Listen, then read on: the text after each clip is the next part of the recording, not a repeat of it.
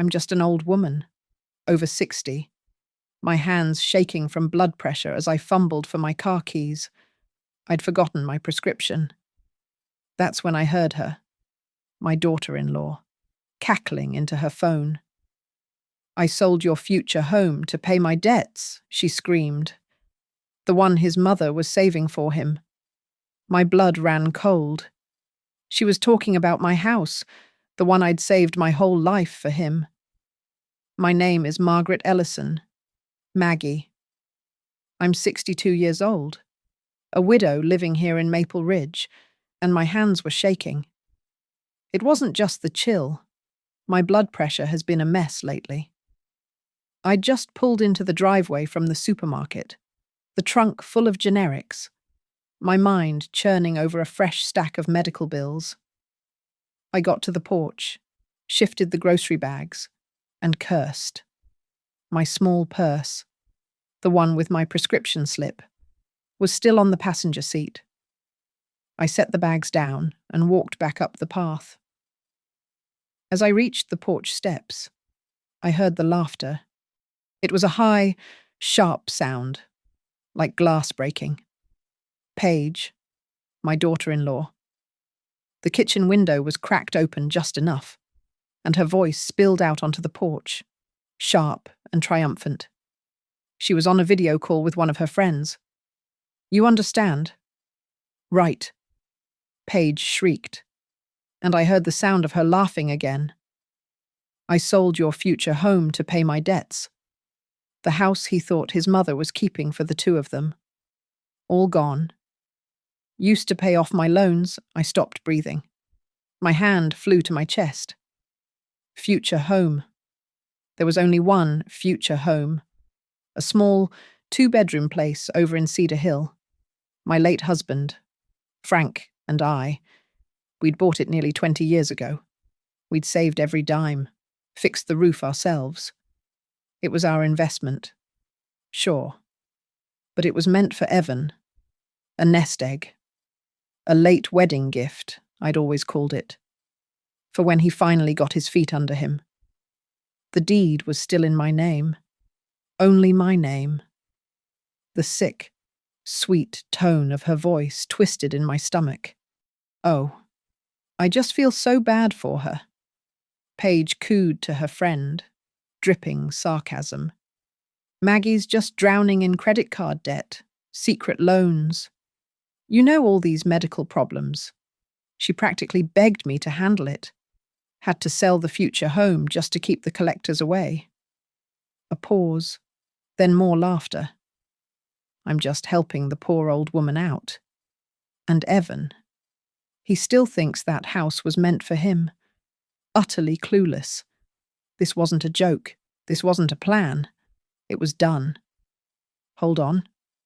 The confirmation just hit, Paige said, her voice giddy. She read it aloud.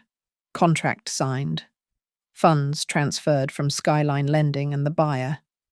And then I heard it. The words that stopped my heart.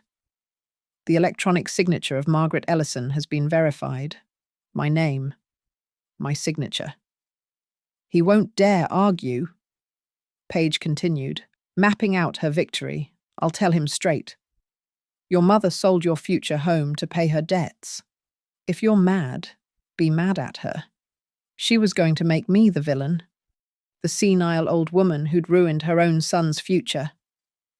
I stumbled back from the window, into the shadow of the hallway, through the archway. I could see the living room. Evan was there. My son. He was sitting on the sofa, staring at the blank television, just listening. He'd heard fragments. I was sure of it. His face was pale, his hands clenched. But he was silent. He didn't argue with his wife. He didn't come looking for me. That silence, his passive acceptance, hurt more than the theft. My heart hammered against my ribs so hard I thought it would burst. I gripped the wallpaper to keep from falling. Every instinct screamed at me to burst through that kitchen door, to grab the phone, to scream the truth. But the cold, Sharp intuition of 62 years stopped me. I had no proof. If I charged in there, hysterical, who would they believe, the sharp, capable wife, or the confused old woman with the high blood pressure? They would say I was senile. They would say I forgot. I backed away, a ghost in my own son's home. I slipped out the front door, closing it so softly it didn't even click. I got back into my car, the prescription slip forgotten on the seat next to me. The tears came then, hot and angry, blurring the driveway. I gripped the steering wheel until my knuckles were white. That house was my whole life. I whispered to the windshield. You want to use it to paint me as a debtor? Fine. But I'll be the one to write the last chapter. Paige. I didn't drive away. I just sat there, the engine off, the groceries slowly warming in the trunk. My mind was scrambling, trying to find the moment, the mistake, the first crack where I'd let this happen. I wasn't always this fragile. For 30 years, I was the operations manager at Northbridge Therapeutics. I ran logistics for a multi-million-dollar pharmaceutical company. I balanced budgets that had 6, 7 zeros. My husband, Frank, God rest his soul, he used to joke that I could find a rounding error in the federal budget. We bought the Cedar Hill house with our bonuses one year. A solid little place. An investment, Frank called it. But I knew what it was.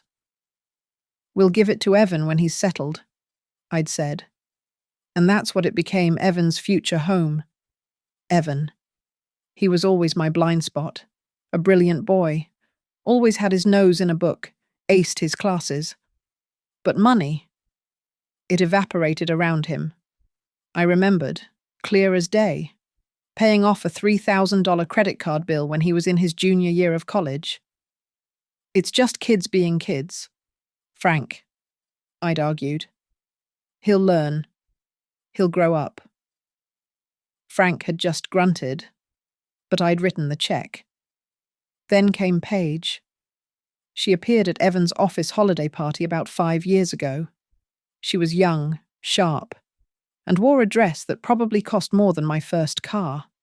I remember watching her, how she'd steer every conversation, even with Evan's boss, towards salary bands, stock options, and bonuses. She seemed to size up the room, not the people. I felt a prickle of warning, a little red flag. But Evan was beaming. He was so in love. I told myself I was just being a critical old mother, and I pushed the feeling down. Within a year, she'd taken over. She convinced Evan to quit his stable office job. The 9-to-5 world is for dinosaurs. Mom, he'd recited, sounding just like her. He was going to be a freelance financial consultant. Big promises of crypto, real estate flipping. I was worried. It all sounded like smoke. But I didn't want to be the monster-in-law, the one who tried to break them up. So I just nodded. The financial probing started subtly. Maggie, she'd said over Sunday dinner, we were thinking about inheritance tax. At your age, it's just so predatory. You should really just add Evan's name to the Cedar Hill deed now. A joint tenancy. It would save us all so much trouble later. She was preying on my age, on my fear of becoming a burden. I'd held firm on that one. I'll put it in the will, Paige, I said, forcing a smile. It'll be his. No one's getting taxed. Her politeness soured after that. In front of Evan, I was Mom. But when we were alone, her tone changed. At your age, it's really best to let the young people handle the paperwork, she'd said once, after I'd questioned a utility bill. One little mistake, one wrong signature, and you could lose everything. She was already planting the seed, painting me as helpless, as senile, and I let her. I just laughed it off. Then came the heart scare. 6 months ago. A minor arrhythmia, they called it. I was in the hospital overnight. Evan was frantic. Paige was efficient. She and Evan sat at my bedside, their faces masks of concern. "Mom," Evan said, his hand over mine. "We need to be able to help. If something worse happens." Paige drew up a limited power of attorney, just for medical decisions. Paige had the file, a thick stack of papers, all tabbed. "Just sign here, here, and here, Mum," she'd said, her voice soft. I was tired. I was scared. I signed. I didn't read all the pages tucked in the back. Sitting in the driveway, the pieces slammed together. The POA, the talk of taxes, the constant pressure. That stack of papers. Paige hadn't just suggested I sign. She'd slipped it in. She'd used my trust, my son's panic, and my own fear of death against me. My signature on that sales contract wasn't a forgery. It was a betrayal. My first thought was to call my sister in Arizona, or my cousin Dave. But I stopped, my thumb hovering over the contact list. The more people I told, the easier it would be for Paige to spin her story. "Poor Maggie," they'd say. "She's so confused. She thinks we stole from her. She doesn't remember all the debt." She was already writing that script. I had to be smarter. I deleted my sister's number from the call log. I scrolled down to a name Paige wouldn't even recognize. Gloria Turner. She's 64, my old neighbor from our first house. Gloria was a district court clerk for 40 years. She retired, but the steel never left her. She picked up on the third ring. "Maggie." "Gloria," I said, my voice cracking. I told her everything, the words tumbling out, the house, the phone call, future home, the POA, the signature. I was weeping by the end. There was a long silence on the other end. Then Gloria's voice, not soft, but solid as granite. "Don't cry. You cry. They win. You go home. You go to bed. And tomorrow morning, you bring every single piece of paper you own to my house. The will, the POA, the original deed to Cedar Hill. Everything. If they touched that deed, I know how to read it." I was at Gloria's kitchen table by 9 the next morning, my hands wrapped around a mug of coffee I wasn't drinking. I'd brought 2 accordion files and a shoebox full of old bank statements. Gloria spread it all out under the bright overhead light. The original deed to the Cedar Hill house, my will, bank correspondence, and the thick, stapled copy of the power of attorney packet I'd signed at the hospital. Gloria put on her reading glasses, the kind that hang on a chain, and went into what I always called her court clerk mode. She was silent for almost 20 minutes, just the sound of paper sliding, her index finger tracing lines of text. "Here it is," she said, her voice flat. She slid a page across the table. It was an addendum to the POA, titled Special Provisions for Real Property. I'd never seen it before in my life. It gave Evan full authority as my authorized agent to execute any and all transactions related to the property at Cedar Hill. And there, at the bottom, was my signature, or a copy of it. "It looks like mine," I whispered, my stomach turning to ice. "Look closer," Gloria said, tapping the paper. "Your signature is strong. Even when you're sick, you sign your name like you're angry at the paper. This one." She pointed. "See the tremor. Right here on the G in Margaret. It's too perfect. It's deliberate. This isn't the tremor of a sick, 62-year-old woman. This is what a 30-year-old thinks a sick, 62-year-old's tremor looks like. My breath hitched. Gloria was already at her laptop on the counter. If they filed the sale, it's public record. Her fingers flew across the keyboard. Ridge County Assessor's Office. Public portal. Search by address. A record popped up. My heart stopped. It was all there. In cold, black and white digital type. Property, 142 Cedar Hill Drive. A transfer of title, filed 3 days ago. Buyer Skyline Lending Group, seller. Oh, God, I moaned. The seller was listed as Margaret Ellison by authorized agent Evan Ellison. It was official. On paper, in the eyes of the law, I had sold my son's future home. Paige hadn't just done it. She had made me the one to do it, and used my own son as the weapon. Gloria. They made me the villain. Gloria slammed the laptop shut. They played this smart. Maggie. They used a legitimate, notarized document, even if it was fraudulent, to execute a sale to a faceless lending group. This isn't a family spat anymore. Paige has a lawyer. You need one. Now. She made the call. An hour later, we were in the musty, book-lined office of Noah Pierce. Noah was 70, looked 80, and had a reputation for being the meanest real estate lawyer in the county.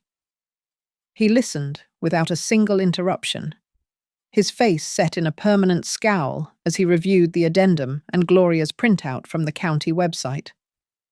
Finally, he leaned back in his leather chair until it groaned. Well, Margaret, you're in a world of hurt. He steepled his fingers. If we can prove you signed that addendum under duress, or that it was added without your knowledge, this is fraud against an elderly person. It's a felony. But here's the kicker. He leaned forward. We can't just stop the sale today. Not yet. Paige thinks she won. She thinks the money is coming. We need to let her take the next step. We need to let her try and move that money. That's how we prove intent to defraud. Not just bad judgment. He laid out a two-pronged plan. First, he said, pulling a form toward him. We file a notice of fraud with the assessor's office immediately. It won't stop the sale, but it'll freeze the title. That money from Skyline Lending. It's going to get stuck in escrow. Paige won't be able to touch it. She'll get nervous. And nervous people get sloppy. Second, he continued, I'm making a call to the DA's Financial Crimes Unit. We're going to hand them this entire file. This is their bread and butter. I just nodded, numb. Now, for your part, Noah said, his eyes drilling into mine. You go home, and you say nothing. You know nothing. Paige thinks you're a frail, confused old woman who just sold a house. You be that woman. You let her think she's in complete control. You let her brag. You want them to talk, to expose themselves. The best way to do it is to make them think you're too weak and too stupid to ever fight back. As we were getting up to leave, Noah asked one last question. This future home business. Did you ever put it in writing? An email? A letter? Anything that legally designated that house for Evan? I thought back. No. It was just understood. Between me and Frank. And Evan. Noah gave a grim little smile. Good. Because understood doesn't mean squat in court. What they think is their future home. Well, if we get it back, we can make it into something else entirely. If you're willing to play this all the way to the end. On the drive home, his words echoed in my head. Something else entirely. The fog of grief and shock was starting to clear, replaced by something cold and hard. Paige wanted to steal Evan's future home. She had no idea. The house wasn't Evan's future anymore. It was mine. It was my last card to play. They came over 2 nights later. Paige was carrying a cheesecake from the expensive bakery downtown, holding it out like a trophy. Evan trailed behind her, his gaze fixed on the floor, a man already defeated. I knew this was a performance. Noah had prepared me. My role was simple: be the confused, frail, slightly pathetic old woman they already believed me to be. My goodness, it's getting dark so early now, I said, taking the cake from her. Evan, you're wearing that thin jacket again. You'll catch your death. I'm fine. Mum, he mumbled. Paige answered for him, her voice loud and cheerful. He's great. Mom, we're all great. We sat at the small kitchen table. I served the pot roast I'd made, my hands shaking just enough to be convincing. For a few minutes, the only sound was silverware on porcelain. Paige, clearly impatient, put her fork down. So, Mom? She began, her tone dripping with false concern. You seem to be handling things well, all considered. I know that whole financial situation was stressful. It must be a huge relief to have it settled. I looked up, letting my eyes go wide and unfocused. Situation, dear. Oh, you mean the new rates for the electricity? Yes. It's just daylight robbery, isn't it? A shadow of annoyance crossed Paige's face. She shot a look at Evan, who winced. No, Maggie, she said, her voice slowing down as if speaking to a child. I mean the debts, the big ones, the ones you were hiding from Evan. I watched as she spun the story. She painted a picture of me, desperate and drowning in secret credit card bills and high-interest medical loans. She spoke of harassing phone calls and final notices. You were just too proud to tell Evan, weren't you? She cooed, placing her hand on my arm. It's okay. I had to step in. I made the hard call. We had to sell Cedar Hill to rescue you, to protect this house. Evan flinched, his knuckles white on his fork. He looked physically ill. Paige saw his reaction, and her veneer cracked. She turned on him, her voice suddenly hard as steel. Don't you look at me like that. Evan? I sold your future home to pay her debts. I sacrificed our future to save your mother. And you have the nerve to sit there sulking. The words hung in the air, sucking all the oxygen out of the room. Evan stared at his plate, his face ashen. He didn't look at her. He didn't look at me. He just sat there, hollow. I had to play my part. Debts? I asked, allowing a note of confused panic into my voice. But, Paige, I don't recall any debts like that. The hospital bills were all paid. Paige burst out laughing. It was not a pleasant sound. Oh, Maggie, you just forgot. It's okay. It happens at your age. 1 minute you're fine. The next you don't remember $25,000 of high-interest loans. That's why I had to take charge. In the heavy pocket of my cardigan, my smartphone was silently recording every word. Gloria's idea. Let her build her own cage, she'd said, and Paige was happily hammering the bars into place. It was a complete mess, she bragged, leaning back in her chair, now the conquering hero. I had to handle all the paperwork, convince Evan to sign the authorization using the POA because you were just too distraught. I was on the phone for hours with the lending group. I was practically more of a lawyer than their lawyers. Evan finally spoke, his voice cracking. Paige, maybe we should have. Mom never said. Never said what? Paige snapped, cutting him off. That she was about to lose everything. You want her to be sued. You want them to put a lien on this house. Evan, you want to be homeless because your mother is too senile to manage her own mail. Is that what you want? My son crumpled. He physically shrank in his chair and said nothing. He had made his choice. He chose the lie. A coldness settled over me. The last flickering hope that my son would stand up for me died right there at the kitchen table. I pushed my chair back slowly, gripping the table for effect. Well, I said, my voice trembling slightly, if I really owed that, then I suppose I must thank you. It's all so confusing. Whatever is left, we can just sort it out later. Paige beamed. She had won. The confused old woman had accepted the story. As they left, she gave me a tight, cold hug at the door. I just don't want anyone to think you're a burden. Mom, she whispered, her breath hot in my ear. I took care of it. That whole future home thing. It doesn't matter. We'll get another one. I watched them walk to their car. I watched my son get into the passenger side without a single backward glance. I closed the door, slid the deadbolt, and immediately pulled the phone from my pocket.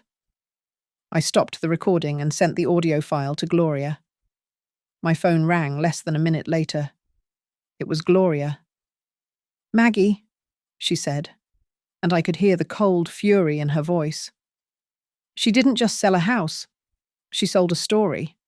And you, my friend, you just got the entire performance, script and all. Noah didn't wait. He hand-delivered the entire file, the fraudulent POA addendum, the notice of fraud filed with the county, and a digital copy of the audio recording to the district attorney's office.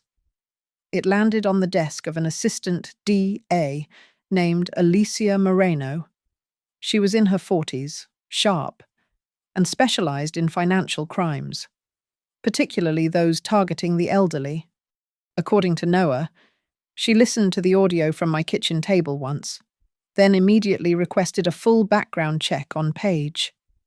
That's when the first domino truly fell. Paige hadn't always been Paige Ellison.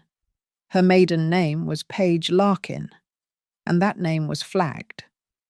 Alicia found an old civil suit from another state, filed 6 years prior. The plaintiff was an elderly man.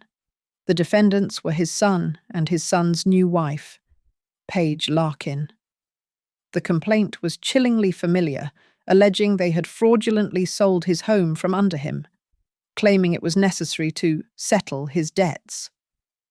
Alicia located the plaintiff, a Mr. Harold Larkin, now 76 years old and living in a small, low-income apartment 3 states away. At first, Harold refused to speak with her. He was embarrassed, ashamed of what his own son had done. But when Alicia said the name Paige, the line went silent for a full 10 seconds. Then he agreed to meet. Alicia flew him to Maple Ridge. I met him in a sterile conference room at the DA's office. He was a small, frail man with eyes that held a permanent look of apology. Alicia sat with us, mostly observing. Harold told his story, his hands trembling around a foam cup of coffee. His son had met Paige. Within a year, they were married, and Paige was helping with the finances. Harold had a small house, paid off, that he'd always promised his son. My boy's future home, he called it. The same exact words. She told me I had old business debts I'd forgotten. Harold said, his voice a dry rasp.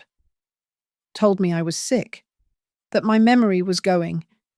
She said she'd protect me by selling the house to pay the collectors. She made me feel like I was the one who had messed up, like I was a burden.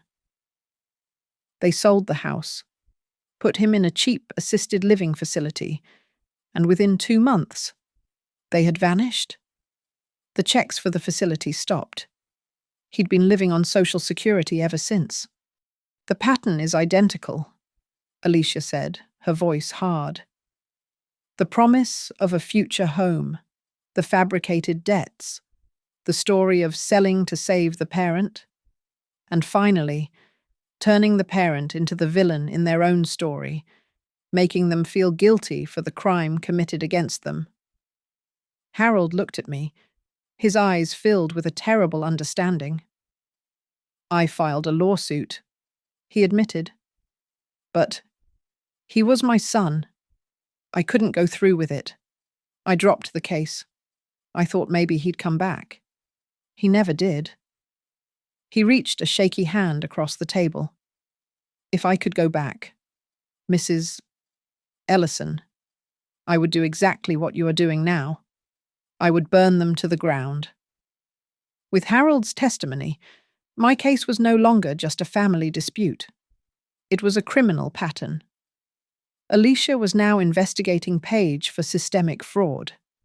She immediately filed for warrants to access every bank account, text message, and email associated with Paige and, to my horror, Evan. My next meeting was with Noah. Alicia is handling the criminal case, he said, but we need to secure your assets. He advised me to draw up a new will and establish a living trust. We sat in his office as he dictated the new terms. The Cedar Hill house, if and when it was recovered, would not go to Evan. I want it out of his reach, I said, my voice cold. Noah suggested a new purpose, something that would lock it away from both Evan and Paige forever. I agreed immediately. Then Noah drafted the new clause for my son. Evan would only inherit from my primary estate on the condition that he was in no way found to be a willing participant in any act of financial abuse against me. My hand was shaking as I signed the new will, but not from blood pressure. This was different. I was cutting a cord. I was formally, legally, acknowledging that my son might be my enemy. I don't want anyone, I told Noah, my voice steady, using the words future home to hold over my head ever again. That night, for the first time in weeks, I slept. It wasn't a peaceful sleep. It was the deep, dreamless, heavy sleep of exhaustion. But when I woke up, the panic was gone. I wasn't a victim, huddled in my car, weeping. I was a 62-year-old woman who was loading a gun. I was doing something. I wasn't just watching. Alicia called me a few days after my meeting with Harold. The notice of fraud had worked exactly as Noah had planned. The money from Skyline Lending was locked tight in escrow. Paige is rattled, Alicia said, her voice crisp over the phone. She's been calling the lending group non-stop, demanding to know where her payout is. But we're still missing one final piece. We have her recorded admitting she faked the debts. We have Harold's testimony establishing a pattern. We need to irrefutably tie it all together. We need her, on tape, explicitly stating that she knew Cedar Hill was Evan's future home and that she sold it anyway. How do we get that? I asked, my hands gripping the receiver. She's a narcissist. Maggie, Alicia said. She's a performer. She's desperate to brag about how smart she is. We just need to give her a stage. Paige, it turned out, built the stage herself. Furious that her money was delayed, but still utterly convinced she had won, she decided to celebrate. She sent a text to Evan, a text that Alicia's team intercepted telling him to invite a few friends. They were having a pre-handover party at Cedar Hill, a final toast to the house that had solved all their problems. She called it her debt-free party. "You have to go," Alicia told me. "Go there." The thought of watching them drink champagne in the house Frank and I had built was sickening. "Yes. You have to go as the defeated old woman. Bring a pie. Be sad. Be frail. Let her gloat." The DEA's office provided the wardrobe, an old, oversized grey cardigan, sewn into the seam of the collar, indistinguishable from the fabric, was a high-fidelity microphone and a pinhole video lens. I walked up the path to Cedar Hill, carrying a store-bought pecan pie. My hands were shaking. But this time, it wasn't just the blood pressure. Music was spilling from the open windows. Paige swung the door open, her face flushed with alcohol and triumph. When she saw me, her smile widened, a cruel, sharp expression. "Maggie, you came. How adorable. Look, everyone. Evan's mum came to say goodbye to the old place." She pulled me into the living room. It was mostly empty, echoing. Evan was there, standing by the fireplace, nursing a beer. He saw me, flinched, and immediately looked away, pretending to be fascinated by a spot on the wall. 4 or 5 of Paige's friends were gathered, holding plastic cups. "A toast," Paige shouted, raising her cup, "to new beginnings and to old assets." She draped an arm over my shoulder, forcing me to stand beside her. "I was just telling everyone," she said to her friends, her voice dripping with mock sympathy. "This place, this was supposed to be my husband's future home." She made air quotes with her free hand. "Can you believe it? His sweet old mom was just hoarding it for him. A little nest egg for her darling boy." She laughed, a harsh sound that scraped against the empty walls. Now it's paying for my financial comeback. A much better investment, I think." "Paige, that's savage." One of her friends giggled nervously. "Savage? It's smart." Paige snapped back. "Old people are easy. They're terrified of being a burden. You just tell them you're helping. They'll sign anything you put in front of them, just to feel looked after." A woman in a red coat looked at me, then back at Paige. "But wait. Paige? Where? I mean, where will she live now? Is she okay?" Paige rolled her eyes, taking a long drink. "Oh, she's fine. She's still got the main house. For now.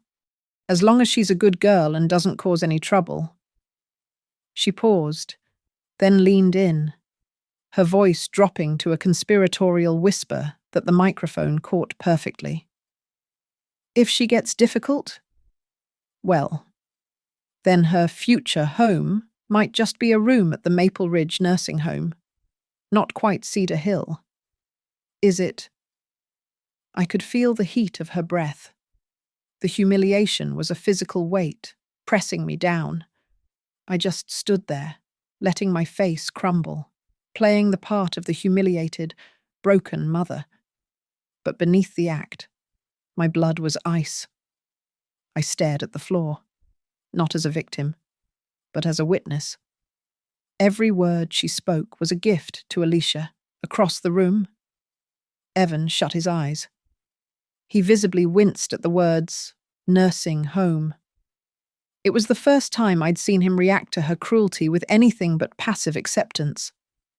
He looked nauseated, but he didn't speak. He just turned his back. I knew I had my opening. I set the pie down on the counter. "Well, Paige," I said, my voice watery and weak. If this house really helped you two get out of all that debt, then I'm glad." I looked at the floor. "I would never want your future home to be a burden on you." Paige burst out laughing. It was the final, fatal mistake.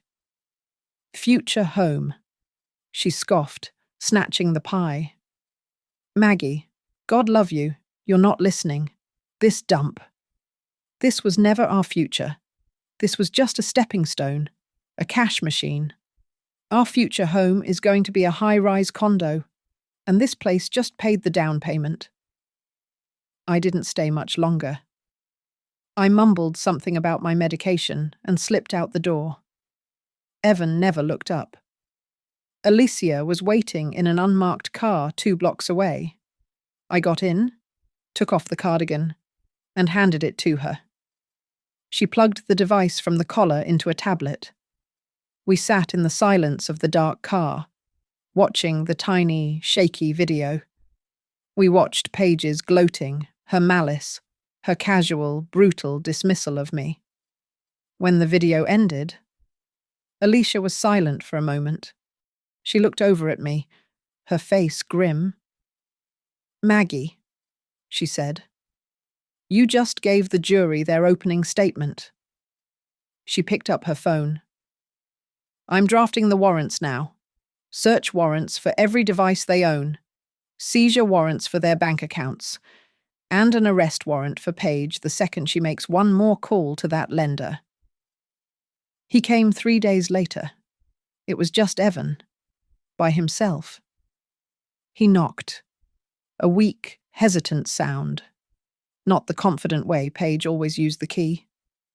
When I opened the door, I barely recognized him. His eyes were dark and hollow, his skin a pasty grey. He looked like he hadn't slept in days. "Mum?" he said, his voice rough. He just stood on the doormat. "Are you coming in? Evan?" He shuffled into the entryway but wouldn't go further.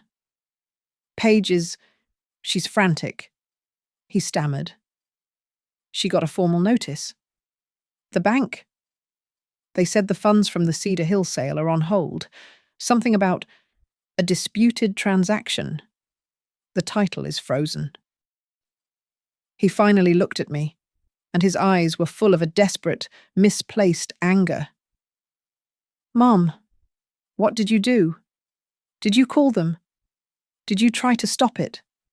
Paige said you changed your mind, that you're trying to sabotage us." I looked at my son, this stranger in my hallway. "I didn't sabotage anyone. Evan. I told the truth to the people who are paid to listen to it. The question is, have you told the truth to anyone ever?" He started to protest, but I just turned and walked to the dining room table. I had it all laid out, a copy for him, just as Alicia had prepared it. "Sit down." He hesitated, then slowly sat. I pushed the file in front of him. "This," I said, tapping the first page, "is the limited medical POA I signed in the hospital. And this," I tapped the next page, "is the real property addendum Paige slipped into it. The one I never saw. The one with the fake tremor in my signature." I pushed the next document over. "This is the county record, showing me, Margaret Ellison, as the seller, and you, Evan Ellison, as the agent. This is the document you signed."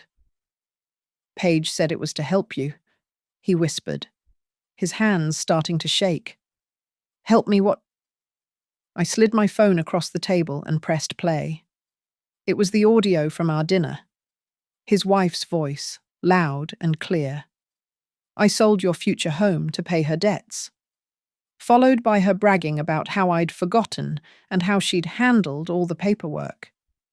Evan's face went white. I wasn't done. I played the video from the party.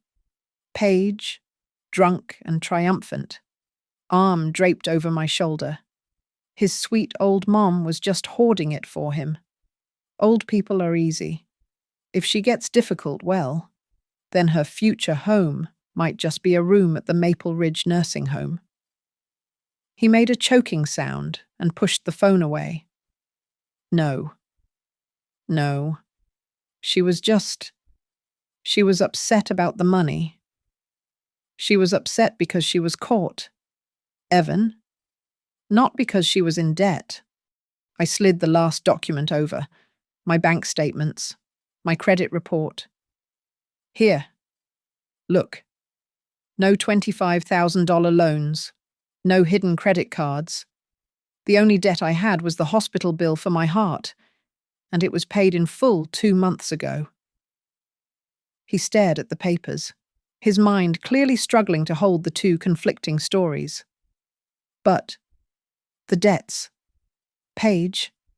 She what, Evan? I asked, my voice flat. Alicia, that's the district attorney, she found the emails. The ones from Apex Financial Advisors that kept warning you about Mum's secret debts and recommending you consolidate assets. Paige created that email account. Evan. She was advising you to rob your own mother. That's what broke him. He finally understood. He wasn't just helping his wife. He was a pawn. A willing, obedient, stupid pawn. You have 2 choices, Evan, I said, my voice as cold and hard as I felt. 1. You stay silent. You stick with your wife. And when the files charges, and they will, you will be charged right alongside her as a co-conspirator. You'll go to prison with her. Or 2, I continued, you cooperate. You go to Alicia Moreno. You tell her everything. You admit what you did, what you knew, and what you chose to ignore. You accept your part in this, and you help them build the case against the person who orchestrated it. You might save your mother. You might even save yourself. He just stared at me, and then he dissolved. This grown man, my son, slid off the chair and onto his knees. He put his head in his hands and he sobbed.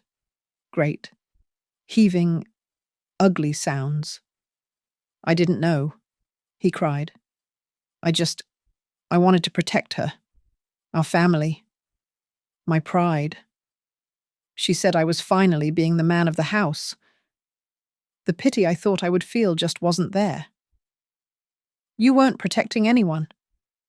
Evan? I said, looking down at him. You were protecting your own ego. You were too weak to stand up to her, and too proud to admit you'd failed as a financial consultant. You let her burn down my life just to keep you warm. He flinched, as if I'd slapped him. Mum, please. There's one more thing, I said. I pulled the last piece of paper from the file. Alicia had given it to me just this morning. While she was busy selling my house, she was also busy protecting herself. It was a loan application, a personal loan for $50,000 from a high-risk online lender. The loan was in his name. The signature was a crude forgery of his. The contact email was the same fake Apex Financial address. He stared at it, his tears stopping. He saw it. He was a victim, too. But he was only a victim because he had first agreed to be an accomplice. He slowly got to his feet. He wiped his face, his eyes red and swollen. What's her name? Alicia Moreno. The D.A. Can you give me her number? I wrote it on a piece of paper. I will not ask her to be lenient with you. Evan, I said, handing it to him. I won't be that mother any more. Whatever you get from this, you will have earned, one way or the other. You get that by telling the truth.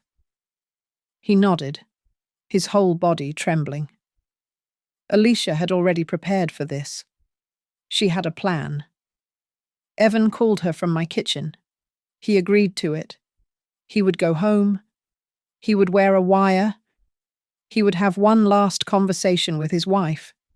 And his job was to get her to admit, in her own words, to faking my signature on the POA and inventing the debts. I watched him walk out my front door, a wire taped to his chest under his shirt. I knew, as I closed the door, that this might be the last time I ever saw my son as a free man. And the strangest part, I felt nothing but cold, quiet relief. I wasn't in the apartment with them.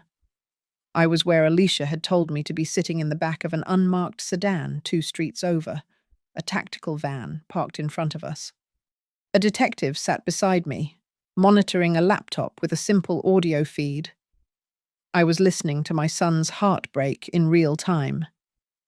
I heard the door to their apartment open. Paige was already on the attack, her voice sharp and frantic. "Where have you been? I've been calling you for an hour. Skyline Lending just sent a final email. The money is frozen. Evan frozen. Some title dispute. That senile old woman. Your mother? She's done this. She's poisoning them against us." There was a muffled sound. Evan's voice, low and indistinct. "Don't you defend her!" Paige shrieked. Then, instantly, her tone shifted. The venom vanished, replaced by a desperate, syrupy sweetness. "Baby, look at me. It's okay. It's just a clerical error. We'll fix it. I did all of this for us. For our future. You know that, right? Did you—" Evan's voice was suddenly clear, dead and cold. It didn't sound like my son at all. "Did you fake my mother's signature on the power of attorney?" In the car, the detective next to me froze, his hand hovering over his own microphone. He looked at Alicia in the front seat, on the speaker. Paige laughed. It was a high, thin, brittle sound. "Oh, Evan. Fake. That's such an ugly word. Your mother is 62 years old and addled on pills. You put a stack of papers in front of old people. They just sign. It's what they do. And even if they forget, the signature is on the paper, notarized and everything. Who do you think the law believes a legal document? Or the faulty memory of a woman who forgets her own prescriptions?" Alicia's voice was quiet. "We have it. That's explicit admission of fraudulent intent." She was already on her phone, texting the judge on standby. "But the other loans?" Evan was pushing. "The ones you took out. They're in my name. Paige." "Of course they are." Paige snapped, her patience gone. "You didn't think I'd be stupid enough to use my name, did you? I'm building our escape, you idiot. It's all tied to you. The authorized agency, the new loans. If anything goes sideways, if that bitch mother of yours does convince someone to look, who do you think they're coming for? It's your name on the paper. It'll be you and your mother taking the fall, not me." A devastating, heavy silence filled the line. My son, my poor, weak son, had been her firewall. "Now pack a bag," Paige commanded. "I'm not waiting for them to unravel this. I've got cash. We're flying to Mexico tonight, just for a few weeks, until this blows over." "Warrant is signed," Alicia said in the front seat. She looked at the detective. "Go. Now." The detective spoke into his mic. "Team Alpha, we are green. Execute. Execute." I heard Evan say, "Paige, I can't." And then the audio feed exploded. A tremendous crash, the sound of a battering ram splintering the door. "Police search warrant, hands up. Get on the ground. On the ground now." There was shouting, confusion, and then Paige's voice, a raw, primal scream of pure, undiluted rage. It wasn't fear. It was fury. "Evan, you did this. You called them. You betrayed me. You bastard." The line went dead. The drive over was silent. Alicia got me through the perimeter. The hallway was a hurricane of blue uniforms and plainclothes detectives. I stood in the doorway of the apartment, a ghost at my own son's execution. Paige was fighting, still screaming at Evan as two officers cuffed her against the wall. But my eyes were on my son. Evan was sitting on the edge of their beige sofa, his hands already cuffed behind him. He wasn't fighting. He was just still. He looked up. His eyes met mine across the room, and I saw no anger, only a vast, crushing emptiness. A Moreno? A tech agent called from the bedroom. You're going to want to see this? Alicia went in. I followed, stopping at the threshold. Paige's laptop was open on her desk. On the screen was a spreadsheet. The file was titled Potential Senior Properties. It was a list: names, addresses, estimated home equities, and a column labeled Key Weakness. Harold Larkin's name was on it. His weakness was listed as Guilty Son. My name was there, too. Weakness Evan. There were 12 other names. It gets worse, the agent said, clicking to another browser tab. It was an unfinished online application, a life insurance policy for $100,000. The name of the insured was Margaret Ellison. The primary beneficiary was Paige Ellison. My blood didn't just run cold. It stopped. It wasn't just the house. It was never just the house. She wasn't just planning for me to be poor. She was calculating what I was worth dead. I looked at Alicia. I must have been shaking. I thought I was sending my son in to trap his wife. I whispered, the horror rising in my throat. But it was so much worse than that. Alicia just nodded, her face grim. She wasn't just committing fraud, Maggie. She was prospecting. You weren't a family member. You were a target. The trial was set in motion. The charges were heavier than I'd imagined. Paige was indicted on a string of felonies: fraud, forgery, systematic financial abuse of an elder, and, thanks to the laptop discovery, conspiracy to commit insurance fraud. Evan was charged separately as an accomplice and co-conspirator. His only hope, Alicia had told him, was his full cooperation. When I was called to the stand, the silence in the courtroom felt heavy enough to suffocate. I looked at the jury, 12 strangers, and I started at the beginning. I told them about standing on the porch, my hands shaking. I told them the words I heard through the window. I sold your future home to pay my debts. I walked them through the discovery with Gloria, the meeting with Noah, the horrifying dinner where Paige spun her lies, and the final, brutal party at Cedar Hill. My voice cracked when I spoke of the nursing home comment. But I did not weep. I was not there to beg for sympathy. I was there, as I told Alicia, to report the facts of a demolition. I was watching my family burn, and I was holding the match. But my testimony was just the foundation. The pillar that held the roof up was Harold Larkin. Alicia flew him in again. He was small and shaky as he took the stand, but his voice was clear.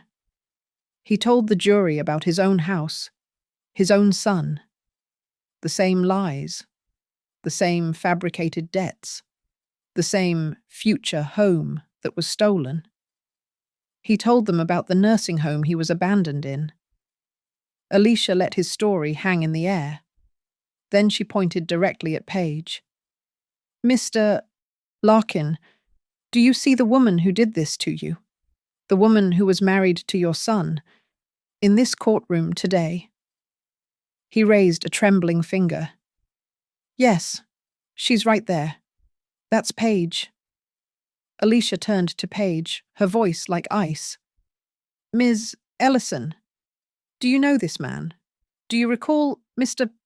Harold Larkin. Paige, who had been whispering angrily to her lawyer, looked up. She forced a laugh. I've never seen him before in my life. He's obviously confused, probably senile. I heard a woman on the jury make a sharp, indrawn sound. Paige had just confirmed everything Harold said about her. Her defense was a desperate, grasping thing. Her lawyers tried to paint her as a frantic young wife, overwhelmed by her husband's bad crypto debts.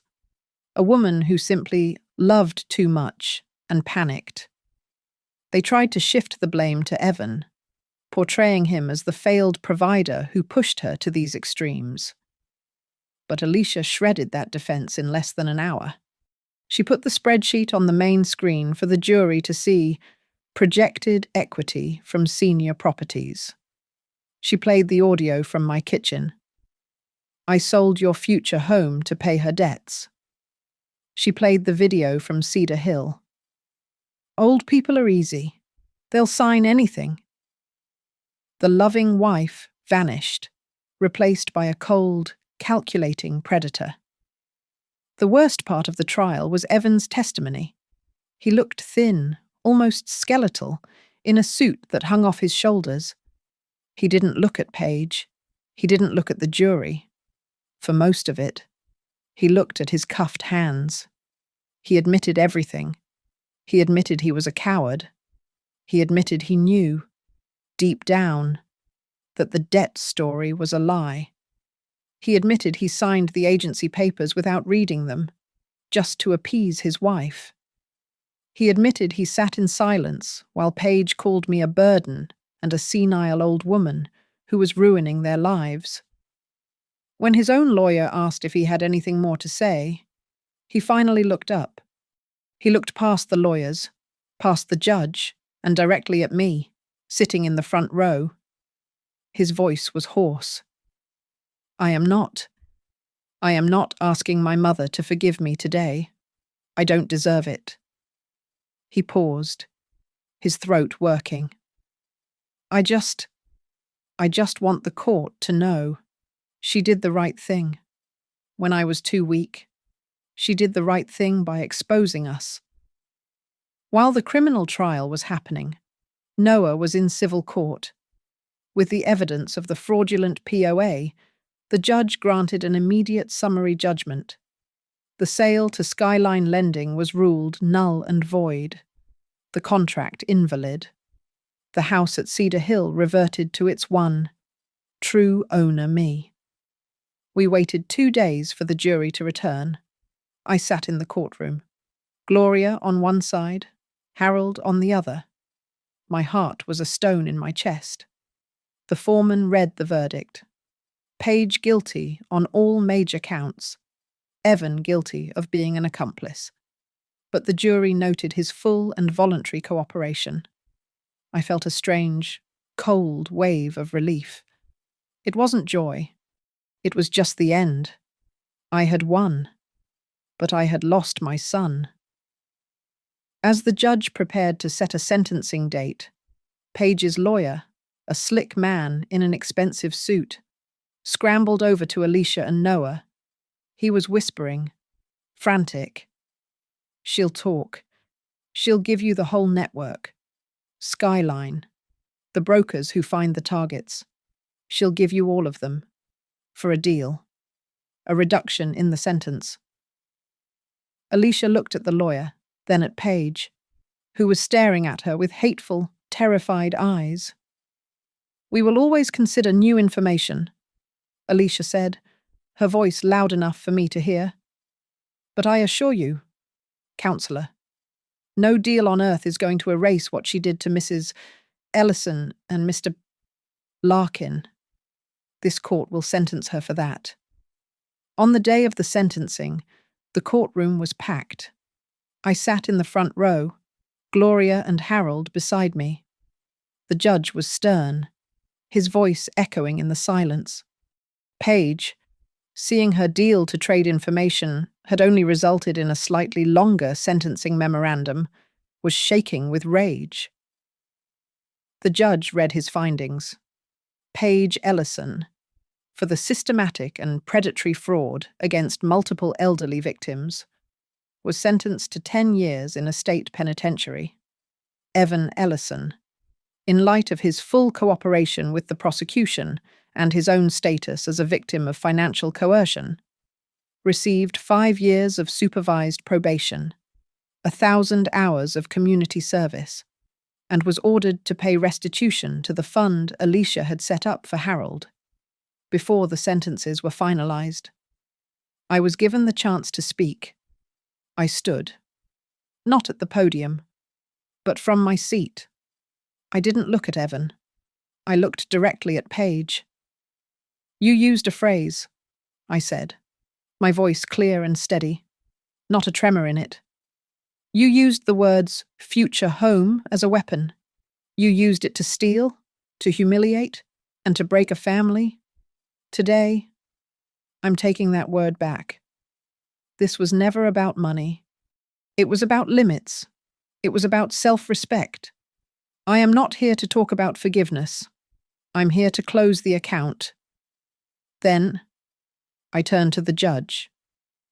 "Your Honor, as the legal owner of the property at 142 Cedar Hill Drive, I have filed paperwork this morning. I've created a new trust." Noah, sitting behind me, stood up. "With the court's permission," he said, "my client, Mrs. Ellison, is transferring the full deed of the Cedar Hill property to a trust, which will be managed by a board, including Mr. Harold Larkin and my client. The house will be repurposed, effective immediately, as a temporary shelter for elderly individuals displaced by financial abuse." The courtroom erupted. Paige's head snapped toward me, her face a mask of disbelief. "She's what?" "The future home that my son and daughter-in-law thought was theirs." I continued, my voice rising over the noise. "Will never belong to them. It will not belong to my family. It will be a sanctuary for the people you hunt, for the people like me, and for the people like Mr. Larkin, for those, as the plaque will read, who were almost left with nothing." Paige lunged forward. "You old bitch!" she screamed, her voice cracking. "You can't do that. That's our house. That was our money." 2 bailiffs grabbed her. She was still screaming as they dragged her from the courtroom. "You're insane. It's mine." I looked at Evan. He was being cuffed, but he wasn't looking at Paige. He was crying, but it wasn't the sobbing of a child. He was just looking at me, his face wet with tears. And for the first time in 5 years, I saw a flicker of the man he was supposed to be. I saw respect. He asked the bailiff for a moment. He was allowed to stand, his hands cuffed in front. "Mom," he said, his voice raw. When I'm done with my service, if they'll let me, I'd like to work there, at the house, painting, fixing, whatever. If you'd let me. It doesn't have to be my home." I held his gaze for a long time. The anger was gone. There was just a great, vast emptiness. "You don't do it for me, Evan," I said, my voice quiet but firm. "You do it for the other Harolds. You do it for the other Maggies. I'm not making any promises, but I'll listen to what you do." He nodded, and they led him away. A week later, I stood in the empty living room of Cedar Hill. The lending company's cheap beige paint was already peeling. I walked through the rooms, the sound of my footsteps echoing. This was the room I had imagined for a grandchild. This was the kitchen I imagined Evan and his wife cooking in. All those futures, they were gone. They had evaporated, like a bad dream. Harold and Gloria met me at the door. Harold was holding a small, brass plaque He held it up while I screwed it into the wall next to the door. Future home. For those who were almost left with nothing, Gloria put her arm around my shoulder.